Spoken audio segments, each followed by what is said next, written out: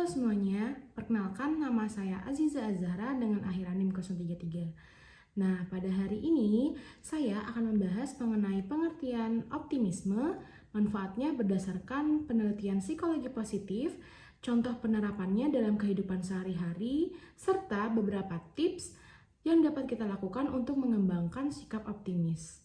Pernah nggak kalian mengalami situasi ketika rencana yang udah susun dengan baik ternyata tidak terjalankan sesuai ekspektasi kalian? Misalnya gagal dalam ujian, ditolak saat melamar pekerjaan, dan juga permasalahan dalam hubungan pertemanan. Nah, dalam situasi seperti itu, ada orang yang langsung menyerah dan merasa masa depannya itu suram, dan juga ada orang yang percaya bahwa keadaan dapat membaik dan terus berusaha mencari solusi. Nah, sikap inilah yang dalam psikologi positif dikenal sebagai optimisme.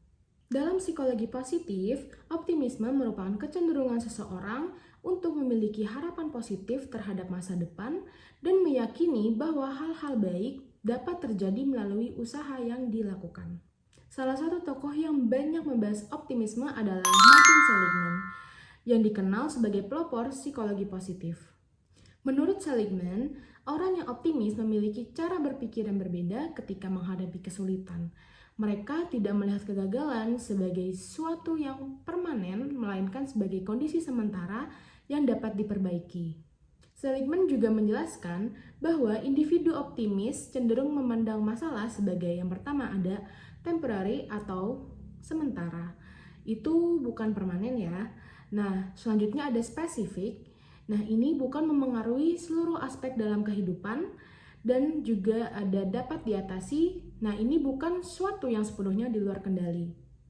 Selanjutnya, individu pesimis cenderung menganggap masalah sebagai suatu yang menetap, mempengaruhi seluruh kehidupannya dan sulit untuk diubah. Dengan kata lain, optimisme bukan berarti menolak kenyataan atau berpikir positif secara berlebihan.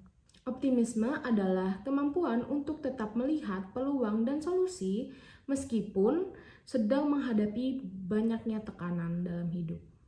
Berbagai dalam penelitian psikologi positif menunjukkan bahwa optimisme memberikan banyak manfaat bagi kehidupan seseorang. Yang pertama, ada meningkatkan kesehatan mental. Nah, di sini individu yang optimis cenderung memiliki tingkat stres, kecemasan, dan depresi yang lebih rendah dibandingkan individu yang pesimis. Yang kedua, ada meningkatkan ketahanan diri atau resilience. Nah, jadi ketika mengalami kegagalan, orang yang optimis lebih mampu bangkit kembali dan mencoba mencari jalan keluar daripada terus-menerus terfokus pada masalah. Yang ketiga, ada meningkatkan kesehatan fisik. Beberapa penelitian menunjukkan bahwa individu yang lebih pandang optimis terhadap kehidupannya cenderung memiliki kualitas hidup yang lebih baik dan lebih mampu menjaga kesehatan dirinya sendiri. Dan yang terakhir, itu ada mendukung pencapaian tujuan. Orang yang optimis biasanya lebih termotivasi untuk terus berusaha karena mereka percaya bahwa usaha yang dilakukan memiliki kemungkinan untuk berhasil.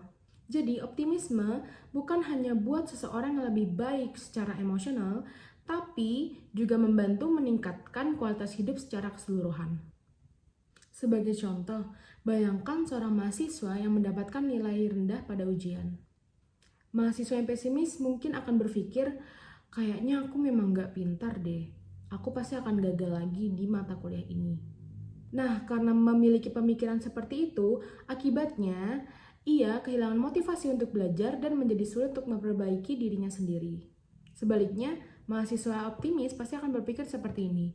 Nilai aku kali ini memang kurang baik, tapi aku masih bisa memperbaikinya dengan belajar lebih teratur dan meminta bantuan dosen atau sama teman.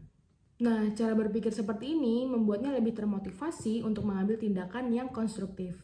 Saya sendiri juga pernah mengalami situasi hasil suatu tugas tidak sesuai dengan ekspektasi saya. Awalnya saya kecewa, tapi saya mencoba melihat pengalaman tersebut sebagai kesempatan untuk belajar dan memperbaiki kekurangan saya. Dengan melakukan evaluasi dan terus berusaha, hasil yang diperoleh pada tugas berikutnya akan menjadi lebih baik. Nah, contoh sederhana ini menunjukkan bahwa optimisme membantu seseorang tetap fokus pada solusi daripada terjebak dalam perasaan gagal. Lalu bagaimana cara melatih optimisme, Kak? Nah, di sini aku punya beberapa langkah sederhana yang bisa kalian lakukan. Yang pertama ada ubah cara bicara kepada diri sendiri. Ketika menghadapi kegagalan, hindari mengatakan saya tidak mampu, gantilah dengan saya belum berhasil, tetapi saya masih bisa belajar dan mencoba lagi. Yang kedua, fokus pada hal yang dapat dikendalikan. Alih-alih terus memikirkan hal yang tidak bisa diubah, fokuslah pada tindakan yang dapat dilakukan saat ini. Selanjutnya ada menuliskan hal-hal positif setiap hari atau bisa disebut dengan journaling. Mencatat pengalaman baik atau hal yang disyukuri dapat membantu membangun pola pikir yang lebih positif. Dan yang terakhir adalah jadikan kegagalan sebagai pembelajaran. Setiap kesalahan dapat menjadi sumber informasi untuk memperbaiki langkah berikutnya. Nah, jadi optimisme bukan bakat bawaan semata, melainkan keterampilan yang dapat dilatih secara konsisten.